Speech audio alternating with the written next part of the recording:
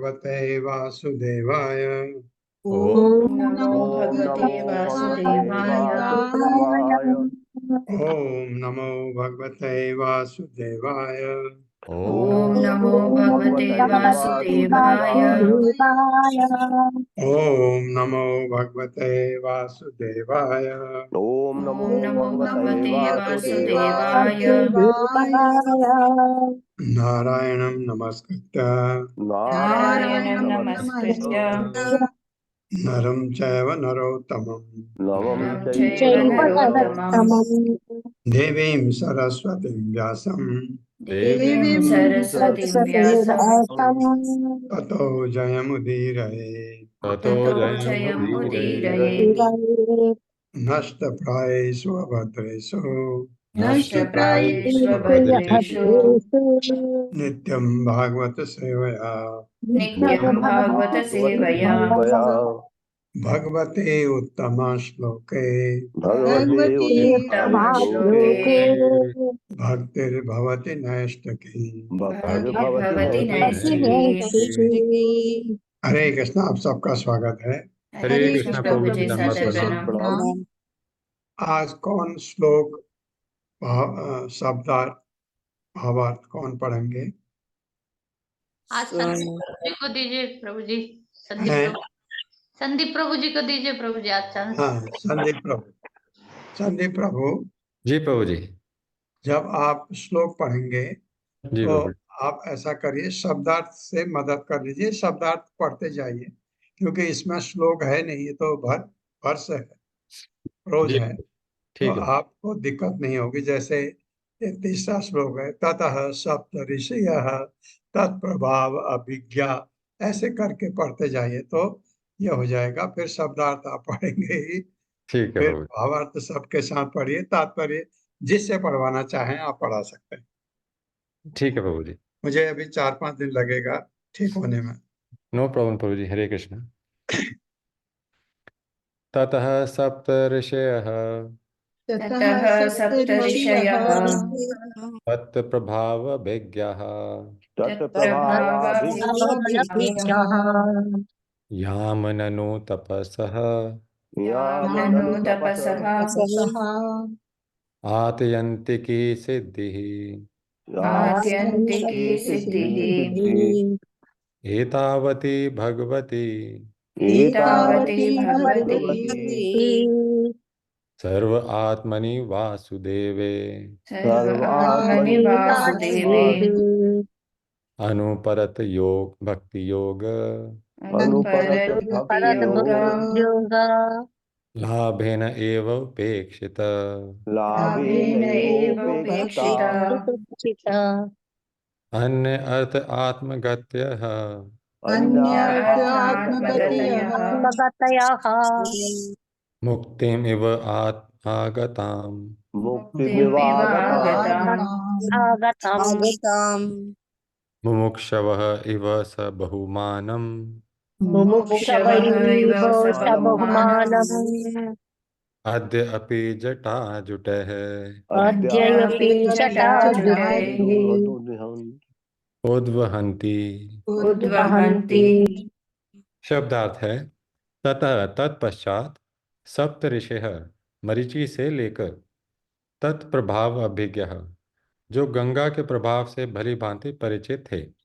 याम यह गंगा जल, ननु निश्चय ही, तपसः हमारे तपों का, आत्यंतिकी परम, सिद्धि सिद्धि, एतावती इतनी, भगवती श्री भगवान, सर्व आत्मनि सर्वव्यापी, वासुदेवे श्री कृष्ण में, अनुपरत अविरत, भक्ति योग का लाभेन इस पद को प्राप्त करके, एव निश्चय ही, उपेक्षित तिस्कृत, अन्य दूसरा, अर्थ आत्मगत है, सिद्धि के अन्य सभी साधन यथा धर्म अर्थ काम मोक्ष, मुक्तिम सांसारिक बंधनों से छुटकारा, इव सदृश, आगताम प्राप्त किया, मुमुक्षवः मुक्ति की इच्छा करने वाला व्यक्ति, इव सदृश, सबहुमानम अत्यंत मान पूर्वक, अद्यपि आज भी जटाजुटय जूड़े के रूप में बंदी जटाओं से युक्त उद्वहंती धारण करते हैं। भावार्थ है, ध्रुवलोक के नीचे वाले ध्रुव लोक के ध्रुव लोक नीचे के वाले नीचे वाले लोकों में सप्त ऋषियों लोकों में सप्त ऋषियों यानी मारीचि, मरीचि, वशिष्ठ, वशिष्ठ, अत्रि इत्यादि अत्रि इत्यादि का वास है। का वास है। है। गंगा जल के प्रभाव से गंगा जल के प्रभाव से परिचित होने के कारण परिचित होने के कारण वे आज भी अपने सिर की जटाओं पर वे आज भी अपने सिर की जटाओं पर उसे धारण करते हैं। उसे धारण करते हैं। अंततः वे इस निष्कर्ष पर पहुंचते हैं अंततः वे इस निष्कर्ष पर पहुंचते हैं कि यही परम धन यही परम धन समस्त तपस्याओं की सिद्धि समस्त तपस्याओं की सिद्धि तथा दिव्य जीवन बिताने का सर्वश्रेष्ठ साधन है। तथा दिव्य जीवन बिताने का सर्वश्रेष्ठ साधन है।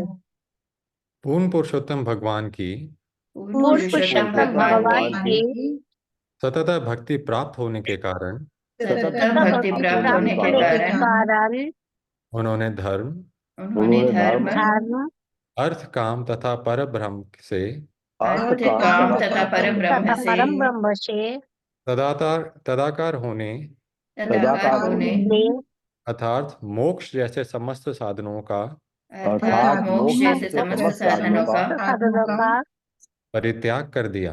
परित्याग किया क्या है। जिस प्रकार ज्ञानी जन जिस प्रकार ज्ञानी जन ये सोचते हैं कि कि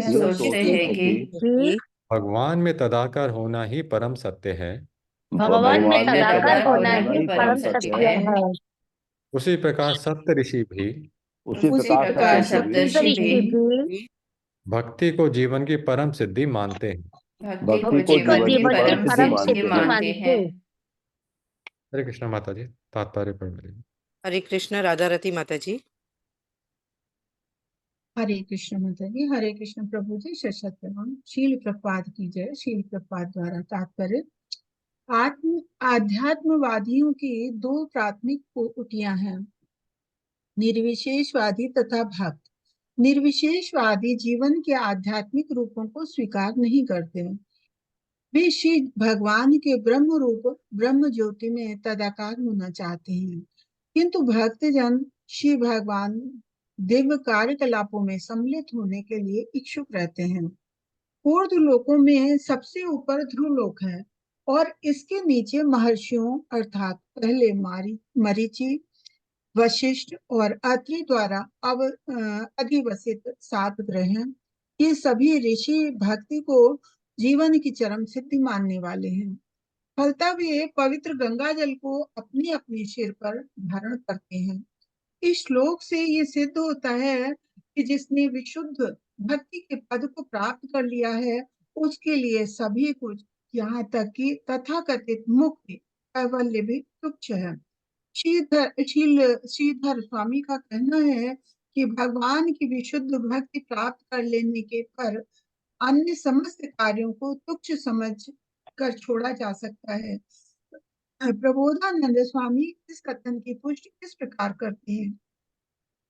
कैवल्यम नरिकायते विदशपुरु आकाश पुष्पायते दुर्दान्तेन्द्रिय काल सर्प पटति प्रोक्त खातन दंष्ट्रायते विश्वम पूर्ण सुखायते विधि महेन्द्रादिष्टकिटायते यति कारुण कटाक्ष वैभवताम तु तम गौरम एव महा।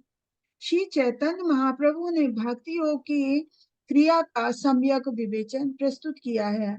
फलता जो चैतन्य महाप्रभु के चरण कमल की शरण में जाता है उसके लिए मायावादियों की परम सिद्धि कैवल्य नारकीय लगती है। और कर्मियों की महत्वाकांक्षाओं का क्या कहना, जो स्वर्ग लोक पहुंचना चाहते हैं। भक्तगण ऐसे लक्ष्य को माया जाल ही मानते हैं। योगी भी अपनी इंद्रियों को वश में करने का प्रयत्न करते हैं, किंतु भक्ति की अवस्था को प्राप्त किए हुए बिना उन्हें भी सफलता नहीं प्राप्त हो सकती। इंद्रियों की तुलना विषधर सर्पों से की गई है, किंतु श्री भगवान की सेवा में संलग्न भक्तों की इंद्रियां विष दंत विहीन सर्पों की तरह हैं। योगी अपनी इंद्रियों का दमन करने का भरसक प्रयत्न करता है, किंतु विश्वामित्र जैसे महान योगी भी अपने प्रयास में असफल रहते हैं। अपनी तपस्या के समय विश्वामित्र अपनी इंद्रियों द्वारा पराजित हो गए।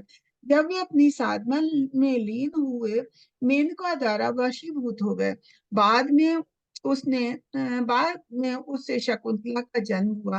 अतः इस संसार में भक्त योगी सबसे बुद्धिमान है। जैसा कि भगवत गीता 6.47 में श्री कृष्ण इसकी पुष्टि करते हैं।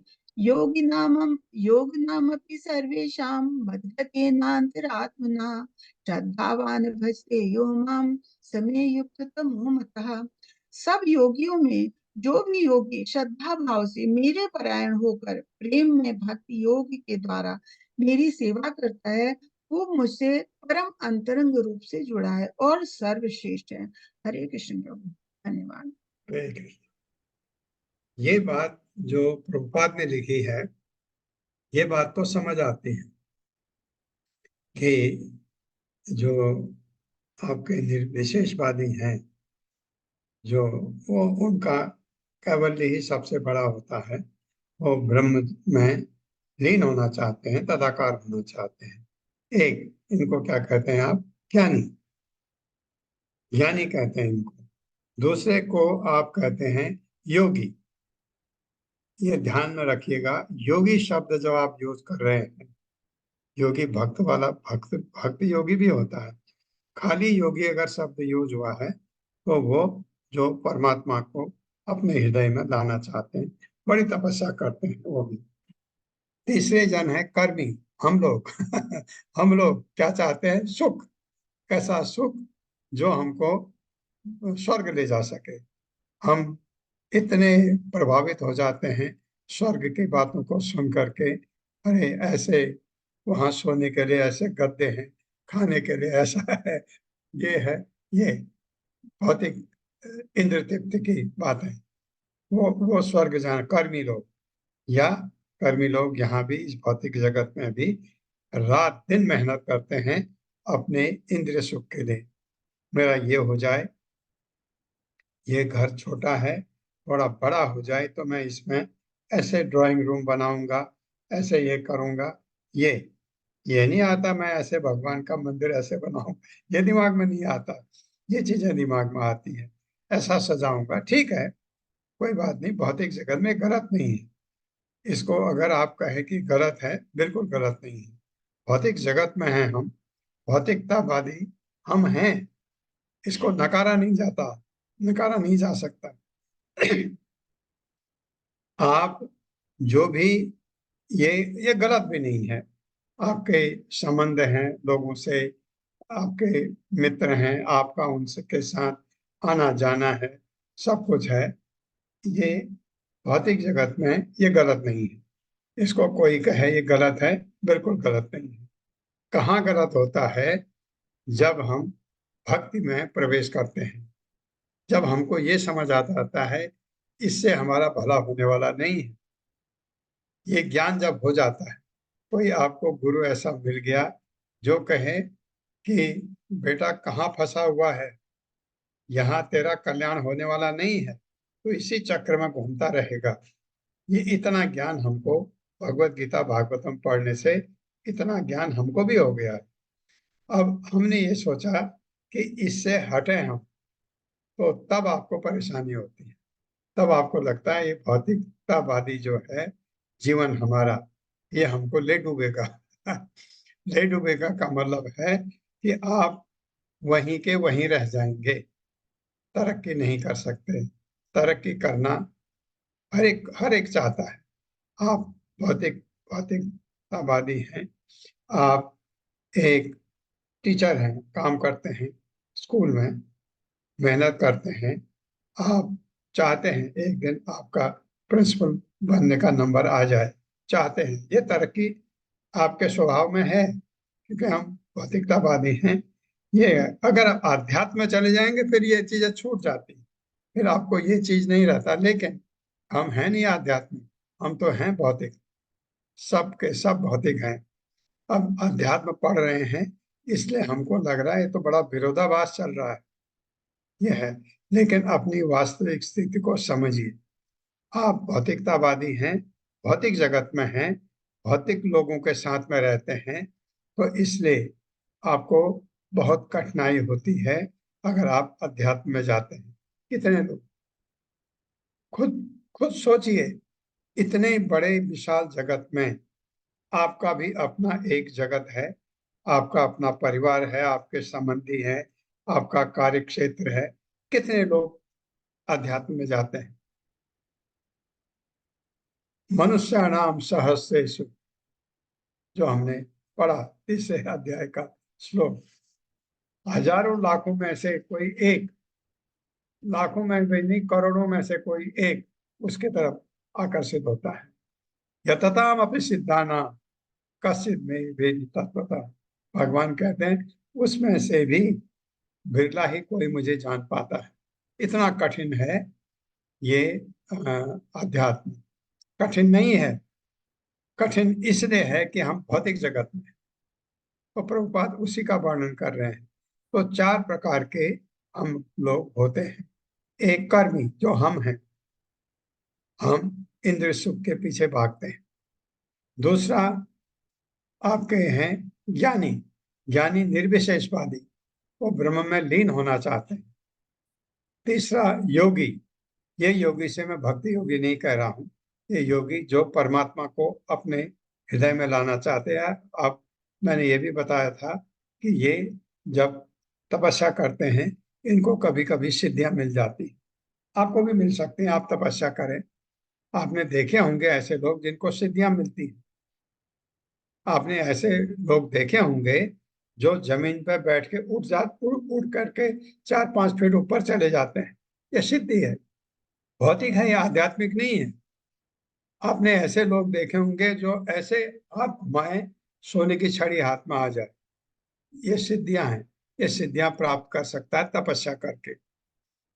इनके पीछे योगी पागल हो जाता है। जैसे उसको एक सिद्धि मिली कि वो छोटे से छोटा बन सकता है, फिर वो सोचता है इसी से मेरा तो गुजारा इसी से हो जाता है।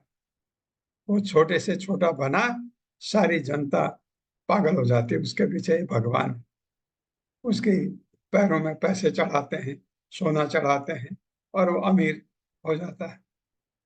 ऐसे देखा आपने, ये है योगी।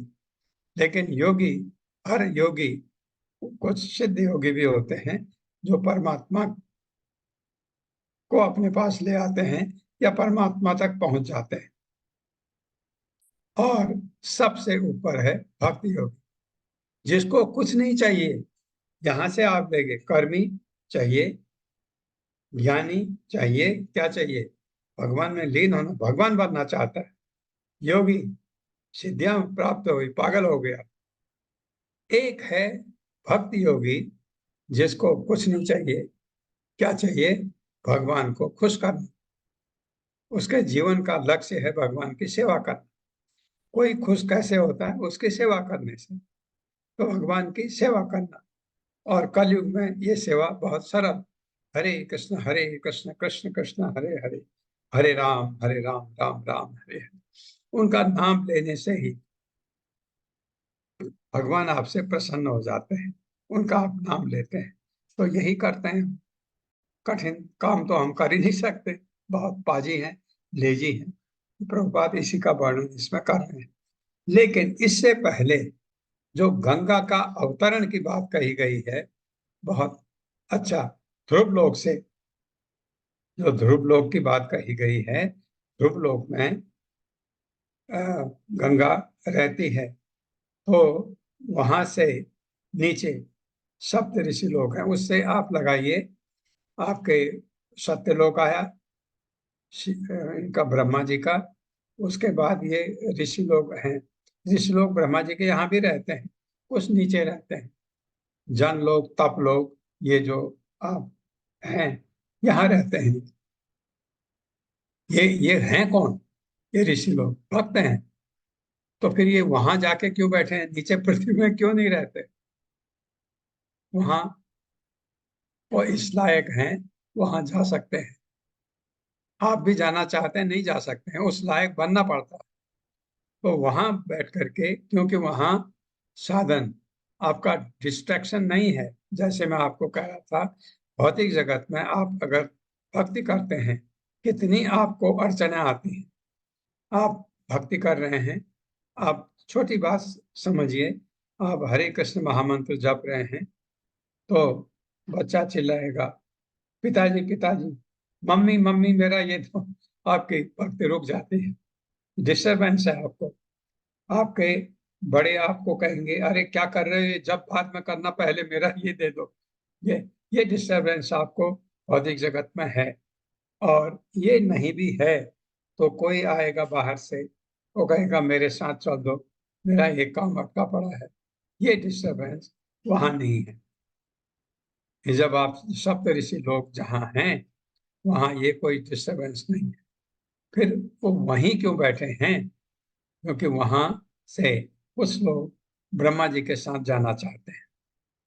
ब्रह्मा जी, क्योंकि ये योगियों की जिनकी बात चल रही है, इनकी भी उम्र बहुत लंबी होती है। ये अपनी उम्र बढ़ा भी सकते हैं। और ब्रह्मा जी की उम्र तो आपको पता है ही। ब्रह्मा जी का जब पूरा समय आ जाता है, ब्रह्मा जी अक्सर अक्सर ब्रह्मा जी वैकुंठ चले जाते हैं। अक्सर कोई ब्रह्मा ऐसे गलती कर बैठे तो नहीं कह सकते, अदरवाइज ब्रह्मा भगवान के बहुत बड़े भक्त हैं, तो वैकुंठ जाएंगे। वो उनके साथ जाना चाहते हैं। ऐसे ये लोग, जो ये ऋषि लोग हैं, जो ब्रह्मा जी के यहाँ निवास करते हैं, ब्रह्मा जी के साथ जाना चाहते हैं। ऐसा है। और वहाँ गंगा है। ऋषियों के ये जो जटाएं हैं, इनमें ऐसा नहीं है कि गंगा इनकी जटा में रहती है, ऐसा नहीं है। क्योंकि इनको ये प्राप्त है। अगर आपको ये प्राप्त हो कि सुबह सुबह नहाने के बाद आपको 2 बूंद गंगा जल अपने सिर में छिड़कने का मौका मिले, कितने भाग्यशाली हैं आप। गंगा इतनी पवित्र नदी है जिसका वर्णन इसमें आता है। कैसे पैदा होती है गंगा, ये वर्णन है। इसके बाद अभी आपने मुझे कुछ स्लाइड भिजवाई थी, वो मैं खोली नहीं, उसमें आ ही नहीं रही है। फिर मैंने दोबारा, इन्होंने अटेम्प्ट किया, संदीप प्रभु ने, मैंने देखा नहीं है। तो आप कुछ कहना चाहते हैं माता जी? नहीं प्रभु जी, कल की ही जो दिखाई थी वही आपको भेजी थी प्रभु जी। हाँ, कल दिखा। बहुत धन्यवाद है, बहुत धन्यवाद है आपका। चौथा श्लोक पढ़िए प्रभु। हरे कृष्ण। ततः अनेक सहस्त्र ततः ततोऽनेक सहस्र कोटि विमान अनीक कोटिविमाननेक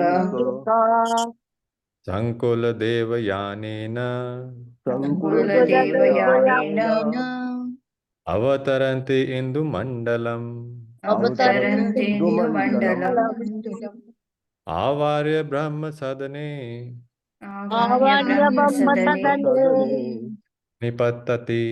निपतति। शब्दार्थ है, ततः सप्त ऋषियों के 7 लोगों को पवित्र करने पश्चात अनेक, कई, सहस्त्र, हजार, कोटि, करोड़ों, विमान, अनेक, विमान सेना सहित, संकुल, समूहित, देवयानेन, देवताओं के अंतरिक्ष से होकर, अवतरंती, उतरते हुए, इंदु मंडलम, चंद्रलोक को, आवार्य, आप्लावित करके, ब्रह्म सदने, सुमेरु पर्वत के ऊपर ब्रह्मा के आवास तक, निपतति, गिरता है। मेरे साथ पढ़िए। ध्रुव लोक के पड़ोसी ध्रुव लोक लोक के पड़ोसी 7 लोगों को पावन करने के पश्चात 7 लोगों को पावन करने के पश्चात गंगा का जल करोड़ों देवताओं के गंगा का जल करोड़ों देवताओं के विमानों द्वारा अंतरिक्ष को ले जाया जाता है। विमानों द्वारा अंतरिक्ष को ले जाया जाता है। है। तब ये चंद्रलोक को तब यह चंद्रलोक को आप्लावित करता हुआ आप्लावित करता हुआ अंततः अंततः मेरू पर्वत पर स्थित मेरू पर्वत पर स्थित ब्रह्मा के आवास तक पहुंच जाता है। ब्रह्मा के आवास तक पहुंच जाता है। तात्पर्य माता जी। इसमें एक चीज जो ध्रुव लोक के पड़ोसी 7 लोगों में कि वहाँ 7 लोग, ये पल्लवी माता जी आपको कुछ आइडिया है? नहीं प्रभु जी। ध्रुव 7 लोक लोग के मैं इसका पता करूंगा। ध्रुव जी। लोक के पड़ोसी, ध्रुव लोक के पड़ोस में 7 लोग हैं। सबको पावन करने के पश्चात गंगा सब जगह जाती हुई फिर जल करोड़ों देवताओं के विमानों द्वारा अंतरिक्ष को ले जाया जाता है। सप्तर्षि लोक प्रभु जी, ये सप्तर्षि लोक है। 7 लोगों को पड़ोसी जो है पिछले श्लोक में आया ना, हाँ, सप्तर्षि लोक। जी जी। सप्तऋषि हुआ हरेक, क्योंकि सप्तऋषि में एक ऋषि एक लोक में नहीं रहता है, वो 7 भी रहते हैं, तो शायद वही होगा। 7 लोगों का सप्तऋषि के लोगों से मतलब होगा शायद। मैं भी पता करूंगा, क्योंकि इसमें ये 7 लोग कौन है। तब ये चंद्रलोक को आप्लावित करता हुआ, चंद्रलोक जिसको कहते हैं वहां पानी है ही नहीं, उसको भिगाता हुआ अंततः मेरू पर्वत पर, जो हमारा ये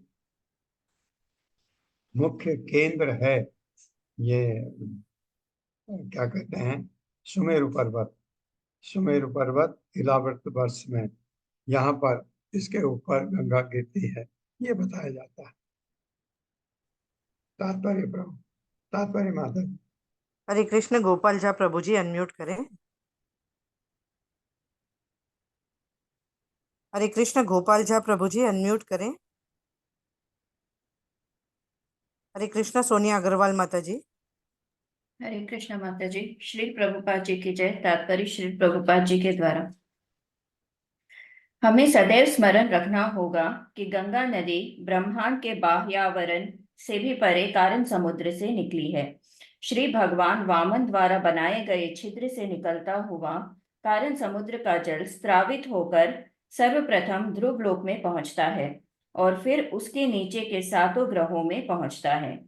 फिर इसे असंख्य स्वर्गिक विमानों के द्वारा चंद्रमा तक पहुंचाया जाता है और तब यह मेरू पर्वत की चोटी पर गिरता है, जिसे सुमेरु पर्वत कहते हैं।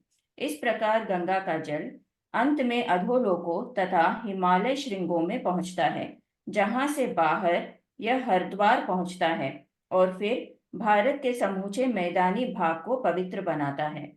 इस श्लोक में यह बताया गया है कि गंगा का जल ब्रह्मांड के ऊपर से विभिन्न लोकों तक किस प्रकार पहुंचता है। यही जल स्वर्गिक विमानों द्वारा ऋषि लोकों से अन्य लोकों तक पहुंचता है। आज के तथाकथित समुन्नत विज्ञानी उच्चतर ग्रहों में पहुंचने का प्रयास कर रहे हैं, किंतु इसके साथ साथ उन्हें इसका अनुभव हो रहा है कि पृथ्वी पर ऊर्जा का अभाव हो रहा है। यदि वे सचमुच समर्थ विज्ञानी होते तो वे स्वयं विमानों के द्वारा अन्य लोकों की यात्रा करते, किंतु ऐसा कर पाने में वे असमर्थ हैं। उन्होंने अब चंद्रमा की यात्राएं बंद कर दी हैं और अब वे अन्य ग्रहों में जाने का प्रयत्न कर रहे हैं, किंतु उन्हें सफलता नहीं मिल पा रही। हरे कृष्ण। नहीं, ये तो विज्ञान की बात हम नहीं कहेंगे, वो अपना कोशिश करेंगे। और यहाँ पर जो गंगा जल है वो विमानों के द्वारा क्या बताया, साबित होकर पहले ध्रुव लोक में पहुंचता, ये तो हुआ कि उसके 7 लोगों में पहुंचा, ये भी ठीक है। फिर इसे असंख्य स्वर्गीय विमानों के द्वारा चंद्रमा तक पहुंचाया जाता, तब वहां से यह मेरू पर्वत की चोटी पर गिरता है, जिसे सुमेरु पर्वत कहते हैं। इस प्रकार गंगा का जल अंत में अधोलोक, हमारे लोक तक पहुंचता है, वह आता है बहुत ऊपर से, ये बताया गया है। 5वां। तत्र चतुर्धा विद्यमाना चतुर्धा चतुर्था विद्यमाना विद्यमाना चतुर्भिः नामभिः चतुर्भिः नामभिः चतुर्दिशम् अभिस्पन्दन्ति चतुर्दिशम् अभिस्पन्दन्ति दन्ति नद नदी पतिम् एव नदीपतिमेव अभिनिविशति सीता अभिनिविशति सीता अभिनिवसति सीता सीतालकनन्दा अलकनन्दा चक्षुः अलकनन्दा चक्षुः भद्रा इति। भद्रा इति। शब्दार्थ है तत्र वहाँ मेरु पर्वत पर चतुर्धा चारों धाराओं में विद्यमाना विभाजित होकर चतुर्भिः चार नामभिः नामों से चतुर्दिशम चारों दिशाओं में पूर्व पश्चिम उत्तर तथा दक्षिण अभिस्पंदन्ति वेग से प्रभावित होकर नद नदीम पतिम समस्त बृहद नदियों का आगा यानी सागर एव निश्चय ही अभिनिविशति प्रविष्ट करती है सीता अलकनंदा सीता तथा अलकनंदा चक्षुः चक्षु भद्रा भद्रा इति इन नामों से विख्यात। मेरे साथ पढ़िए। मेरु पर्वत की चोटी पर मेरु पर्वत की चोटी पर गंगा नदी चार धाराओं में गंगा नदी चार धाराओं में विभक्त हो जाती है विभक्त हो जाती है और प्रत्येक धारा और प्रत्येक धारा अलग अलग दिशाओं की ओर अलग अलग दिशाओं की ओर यानी पूर्व पश्चिम यानी पूर्व पश्चिम उत्तर और दक्षिण उत्तर तथा दक्षिण वेग से प्रवाहित होती है। वेग से प्रभावित होती है। ये धाराएं सीता ये धाराएं सीता अलकनंदा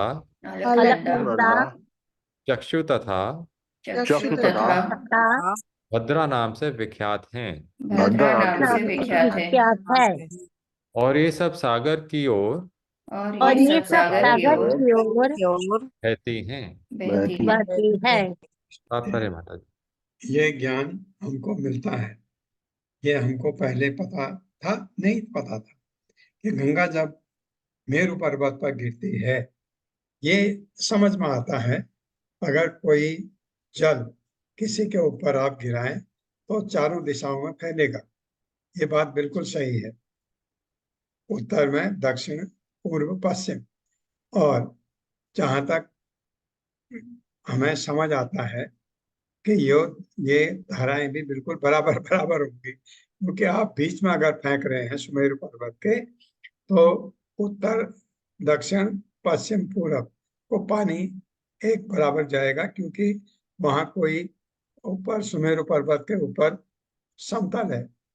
अगर वो झुकाव है तो एक तरफ को ज्यादा पानी जा सकता है। ये चार धाराएं बनती हैं।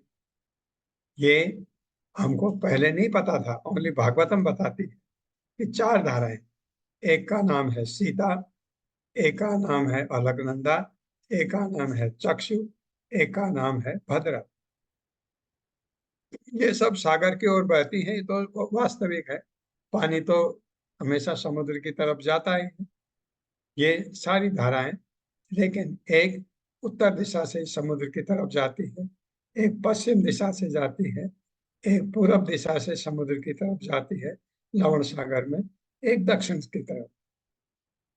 मेरे ख्याल से जो दक्षिण वाली है ये हमारी अलकनंदा होगी, क्योंकि गंगा जो है नीचे गंगा सागर में जाती है।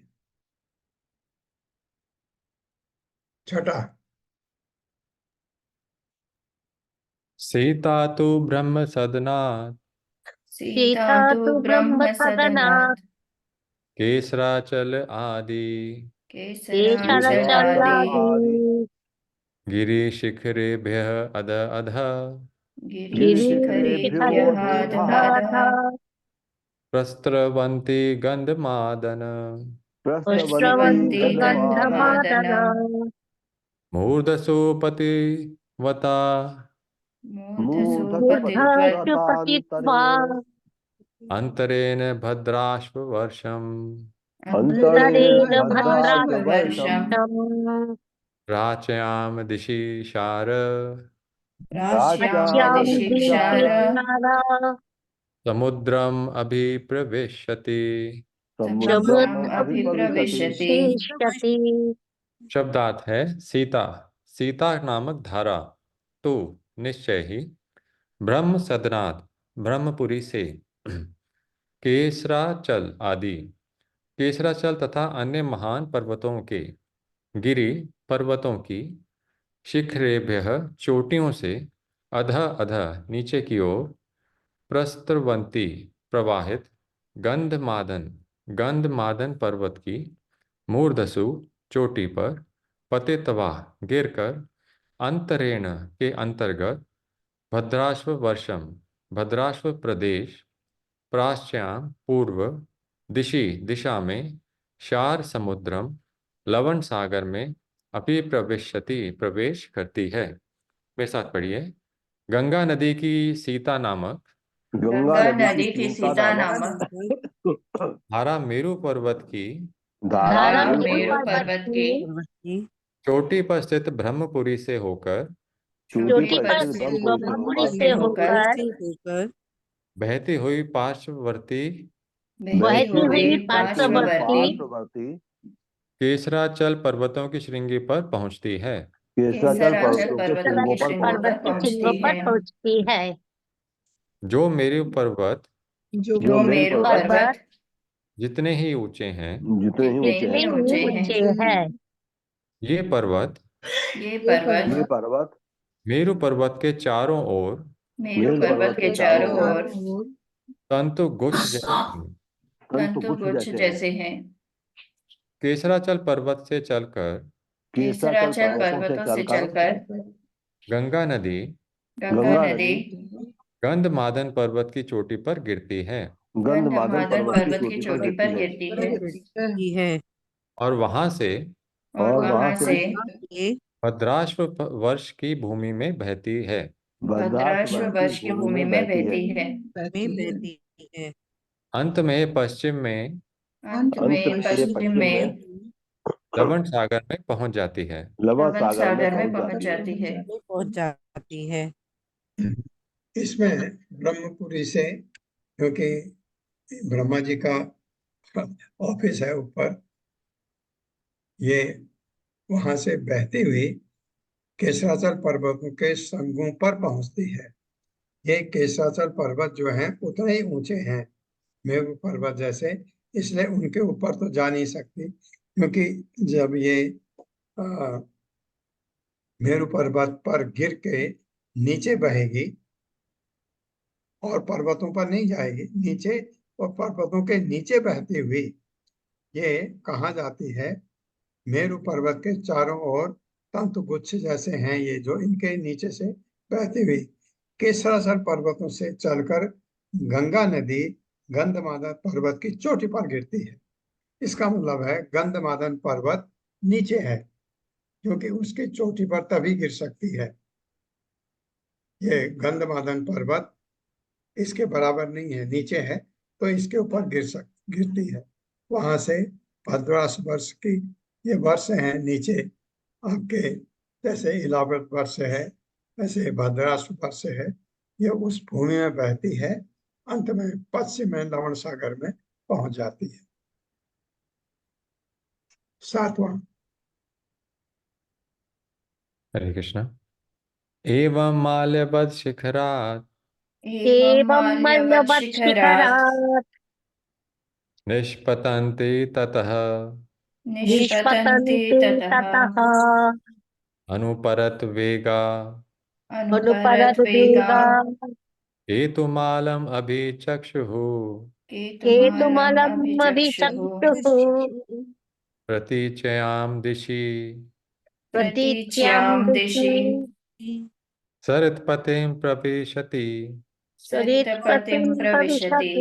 शती शब्दार्थ है एवं इस प्रकार, माल्यवत शिखरात माल्यवान पर्वत की चोटी से, निष्पतंती नीचे गिरकर, ततः तत्पश्चात अनुपरत वेगा अप्रवहित वेग से केतुमालम अभी केतुमाल वर्ष में चक्षुषु चक्षु नामक धारा प्रतीच्याम पश्चिम दिशा में सरित पतिम सागर में प्रवेश करती है। मेरे साथ पढ़िए। गंगा नदी की चक्षु नामक धारा गंगा नदी की नदी चक्षु के नामक चक्षु धारा नामक धारा माल्यवान पर्वत की चोटी पर गिरती है माल्यवान पर्वत की चोटी पर गिरती है है और वहां से प्राप्त के और रूप वहां से और वहां से वहां से प्रपात प्रपात के के रूप रूप में में गिरकर केतुमाल वर्ष में प्रवेश करती है। गिरकर केतुमाल वर्ष में प्रवेश करती है। प्रवेश करती है। तो भी थोड़ा सा ऊपर स्क्रॉल कर देंगे। अविंछन रूप से अविच्छिन्न रूप से केतुमाल वर्ष से बहकर केतुमाल वर्ष से बहकर गंगा नदी पश्चिम की ओर गंगा नदी पश्चिम की ओर लवण सागर तक पहुंच जाती है। लवण सागर तक पहुंच जाती है। तो आपको 2 वर्ष पता लग गए। ये तो केतुमाल वर्ष पश्चिम की तरफ है, यहाँ से लवण सागर में चली जाती है और इसका गंगा के इस भाग का नाम है चक्षु। 8वां। हरे कृष्ण। भद्रा च उत्तरतः भद्रा च उत्तरतः मेरु शिरसः निपतिता मेरु शिरसः निपतिता गिरिशिखरात् गिरिशिखरम् गिरिशिखरात् गिरिशिखरम् अतिहाय शृंगवतः अतिहाय शृंगवतः शृंगाद अवस्यन्दमाना शृंगादवस्यन्दमाना माना उत्तरांतो कुरून् उत्तरान्तु कुरून् अभितः उदिश्याम अभितः उदिच्यम् दिशि जलधिं अभिप्रविश्यति दिशि जलधिम् अभिप्रविशति। शब्दार्थ है भद्रा भद्रा नामक धारा च भी उत्तरतः उत्तर दिशा को मेरु शिरसः मेरु पर्वत की चोटी से निपतिता गिरकर गिरि शिखरात कुमुद पर्वत की चोटी से गिरि शिखरम नील पर्वत की चोटी तक अतिहाय बिना स्पर्श किए पार करके शृंगवतः शृंगवान पर्वत की शृंगात चोटी से अवस्यंद माना प्रवाहित होकर उत्तरान उत्तरी तो किंतु कुरून कुरु प्रदेश की अभितः चारों दिशाओं में उदिश्याम उत्तरी दिशा में जलधिम लवण सागर में अभिप्रविशति प्रवेश करती है। भावार्थ में साथ पढ़िए। गंगा की भद्रा नामक धारा गंगा की भद्रा नामक धारा मेरु पर्वत की उत्तरी दिशा से होकर बहती है। उत्तरी दिशा से होकर बहती है। इसका जल क्रमशः कुमुद नील श्वेत तथा श्रृंगवान पर्वतों की चोटियों पर गिरता है। फिर वह कुरु प्रदेश में से बहती हुई उत्तर में लवण सागर से मिल जाती है।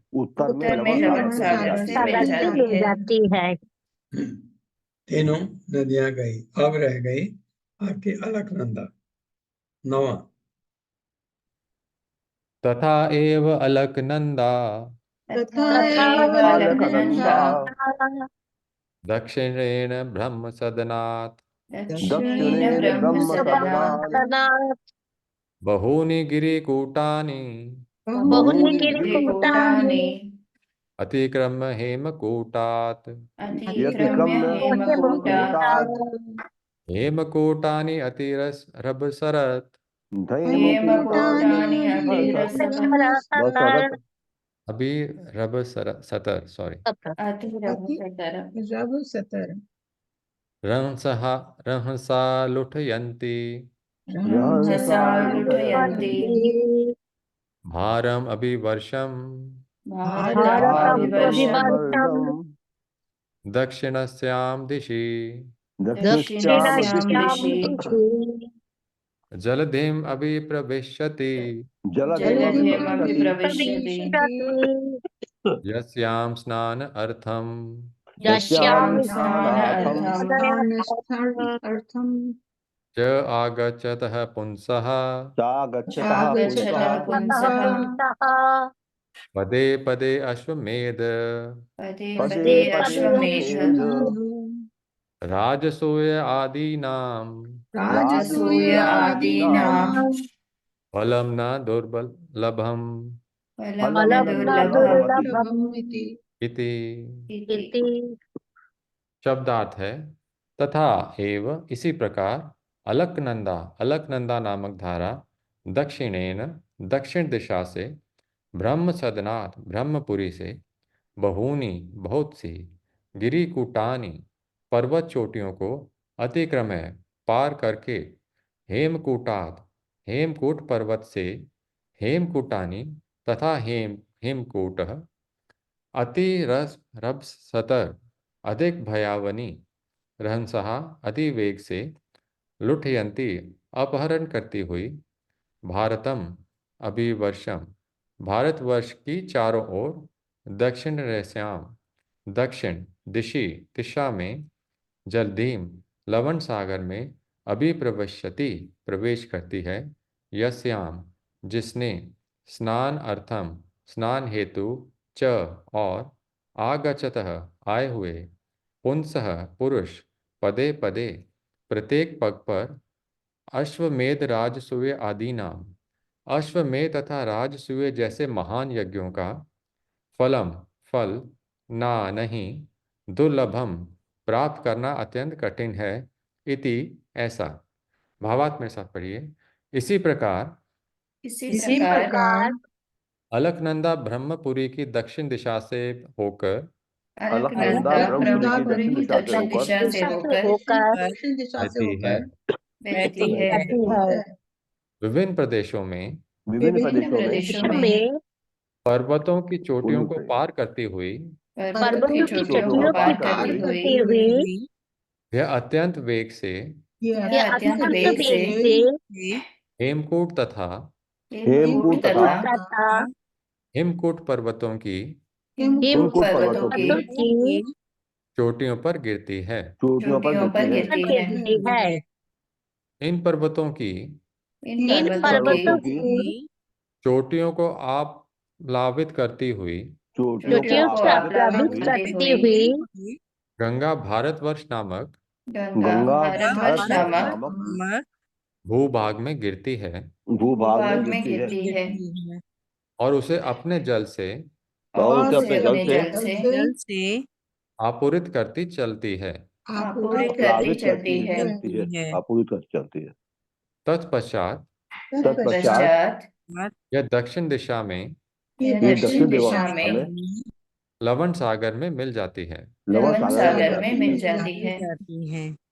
जो व्यक्ति जो जो व्यक्ति व्यक्ति इस नदी में स्नान करने आते हैं इस नदी में स्नान करने करने आते हैं वे भाग्यशाली हैं। वे भाग्यशाली हैं। उन्हें पग पग पर उन्हें पग पग पर राजसूय तथा राजसूय तथा अश्वमेध जैसे महान यज्ञों के अश्वमेध जैसे महान यज्ञों के करने का फल प्राप्त करना दुष्कर नहीं है।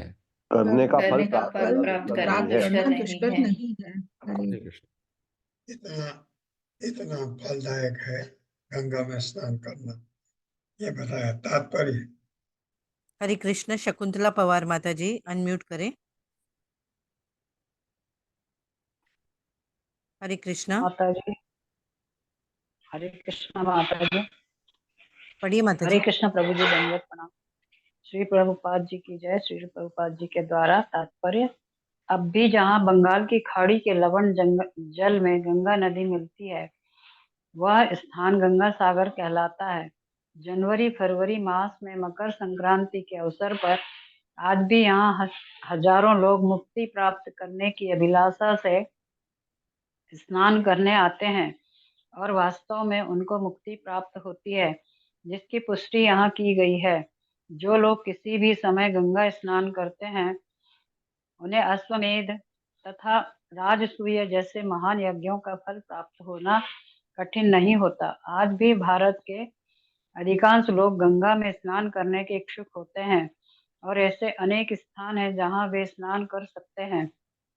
प्रयाग या इलाहाबाद में प्रतिवर्ष जनवरी मास में गंगा तथा यमुना नदी के संगम पर स्नान करने के लिए लाखों लोग एकत्र होते हैं। इसके पश्चात वे बंगाल की खाड़ी तथा गंगा के संगम में स्नान करते हैं। भारत के लोगों के लिए यह विशेष सुविधा है कि वे अनेक तीर्थ स्थानों पर गंगा स्नान कर सकते हैं। हरे कृष्णा माता जी, धन्यवाद। क्योंकि गंगा जो है, धन्यवाद माता जी।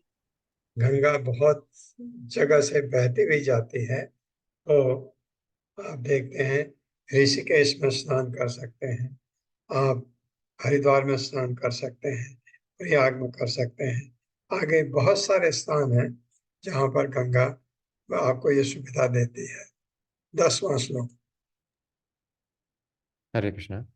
अन्ये च नदाः अन्ये च नदाः नद्यः च वर्षे वर्षे नद्यश्च वर्षे वर्षे सन्ति बहुशः मेरुवादी सन्ति बहुशो मेरुवादी गिरिदुहितरः शतशः गिरिदुहितरः शतशः शतशः।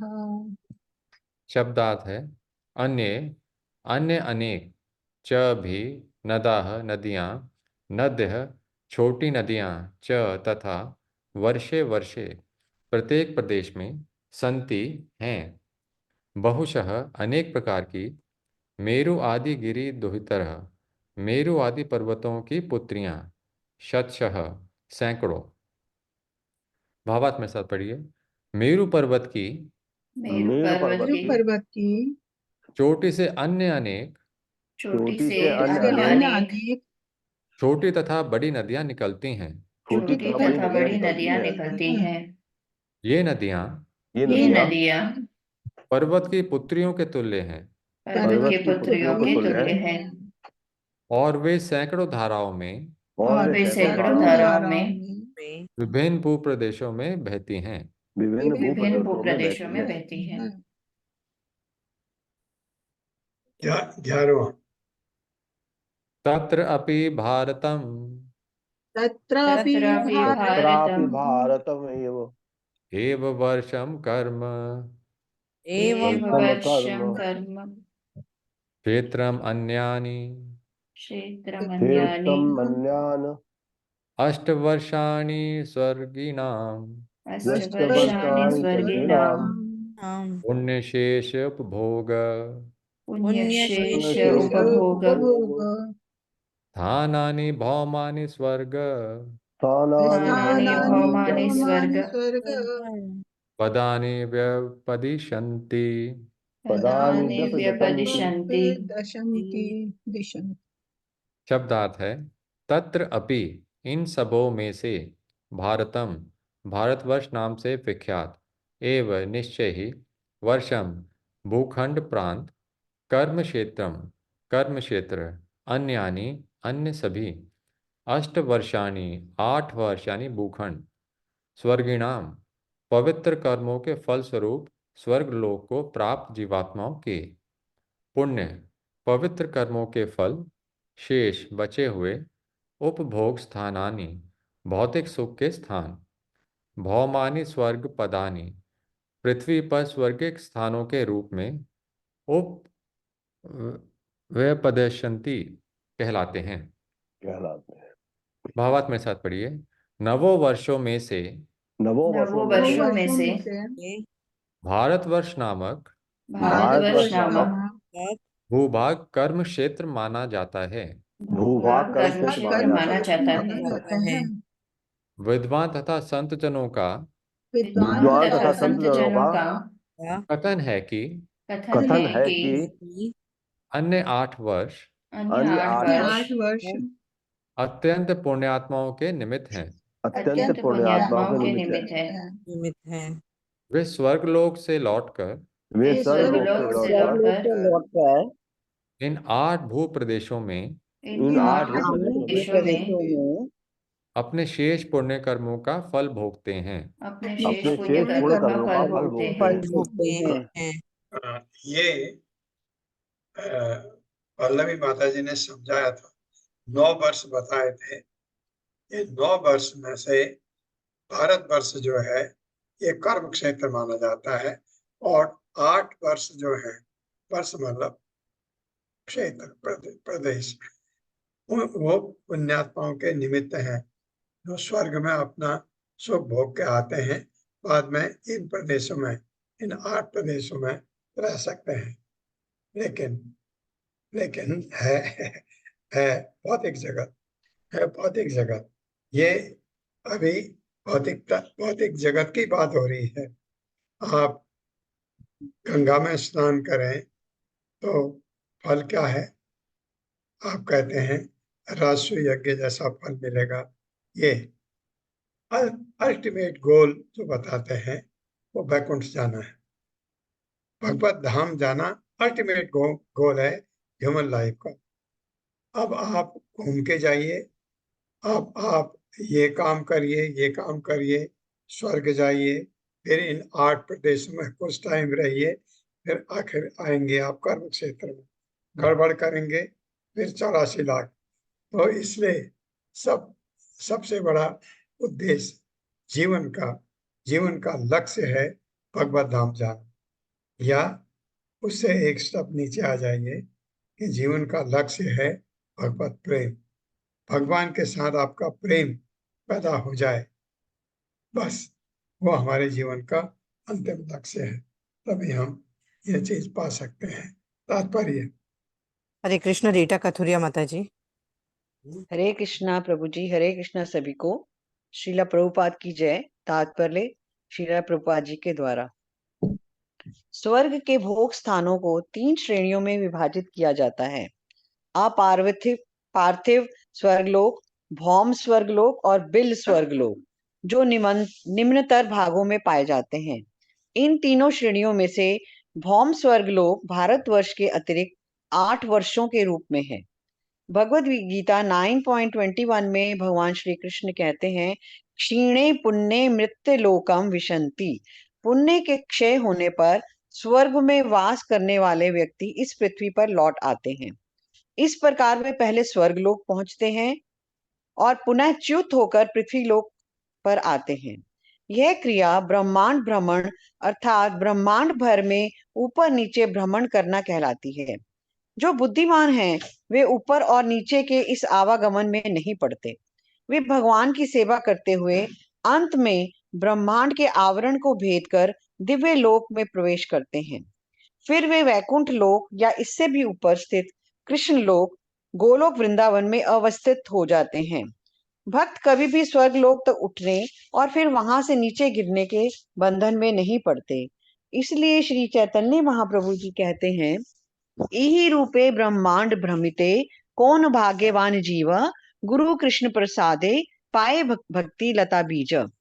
ब्रह्मांड भर में चक्कर लगाने वाले समस्त जीवात्माओं में से जो सर्वाधिक भाग्यवान है वही पूर्ण पुरुषोत्तम भगवान के प्रतिनिधि के संपर्क में आता है और सेवा करने का सौभाग्य प्राप्त करता है। जो निष्ठा से श्री कृष्ण की कृपा के लिए लालित रहता है, उन्हें ऐसा गुरु प्राप्त होता है जो भगवान श्री कृष्ण का प्रमाणिक प्रतिनिधि होता है।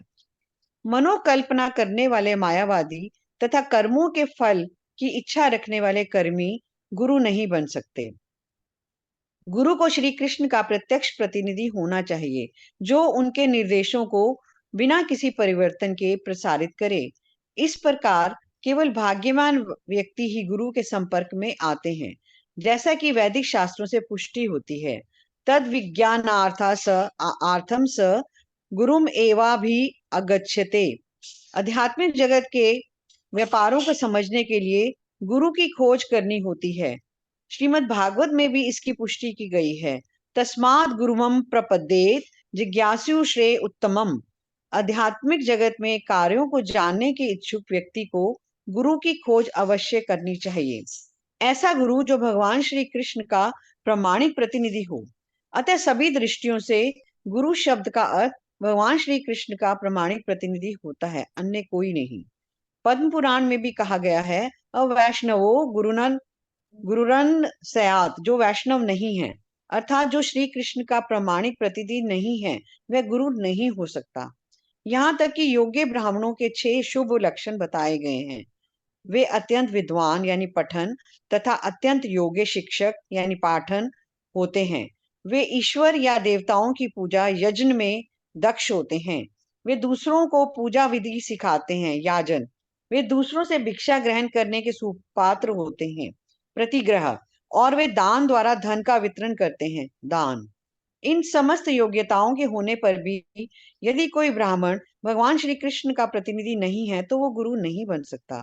गुरुरोन स्यात्, किंतु वैष्णव शवपचो गुरु शवपच अर्थात कुकर भक्षी परिवार का होकर भी भगवान विष्णु का प्रामाणिक प्रतिनिधि वैष्णव गुरु बन सकता है। स्वर्ग लोक की 3 श्रेणियों में से भौम स्वर्ग को कभी कभी भारतवर्ष के एक भूभाग के रूप में स्वीकार किया जाता है, जो कश्मीर के नाम से विख्यात है। इस भूभाग में निश्चय ही इंद्रिय सुख की अनेक सुविधाएं प्राप्त हैं, किंतु विशुद्ध इंद्रियातीत जनों को इससे कोई सरोकार नहीं होता। श्रील रूप गोस्वामी ने विशुद्ध इंद्रियातीत जनों के कार्य का निम्न प्रकार वर्णन किया है। अन्यभिलाषिता शून्यम ज्ञान कर्माधनावृतम अनुकूलेना कृष्णा अनुशीलम भक्तिरुत्तमा। मनुष्य को चाहिए कि वह भगवान की दिव्य सेवा बिना किसी लाभ की आकांक्षा किए या सकाम कर्मों के द्वारा अथवा मीमांसा द्वारा करे। यही विशुद्ध सेवा कहलाती है। जो भगवान श्री कृष्ण को रिझाने के लिए उनकी सेवा में पूर्णता लगे रहते हैं, वे स्वर्ग की तरह 3 प्रकार की श्रेणियों दिव्य स्वर्ग, भौम स्वर्ग तथा बिल स्वर्ग में से किसी में भी रुचि नहीं रखते। हरे कृष्णा प्रभु जी, हरे कृष्णा माता जी, धन्यवाद। प्रभुपाद ने निष्कर्ष बता दिया। ये स्वर्ग के पीछे मत पड़ो, भगवान की भक्ति करो और भगवत धाम जाओ। ओम अज्ञानतिमिरान्धस्य ज्ञानाञ्जन शलाकया चक्षुर्मिलितमेन तस्मै श्री गुरुवे नमः। नमो विष्णुपादाय कृष्णप्रेष्ठाय भूतले श्रीमते भक्तिवेदांत स्वामिनिति नामिने। नमस्ते सारस्वती देवे गौरवाणी प्रचारिणे निर्विशेष शून्यवादी पाश्चात्य देशतारिणे। जय हो श्री कृष्ण चैतन्य प्रभु नित्यानंद श्री अद्वैत गदाधर शिवासादि गौर भक्तवृंद। हरे कृष्णा कृष्ण कृष्णा हरे हरे, हरे राम राम राम हरे हरे। हरे कृष्णा। पल्लवी माता जी, पहले तो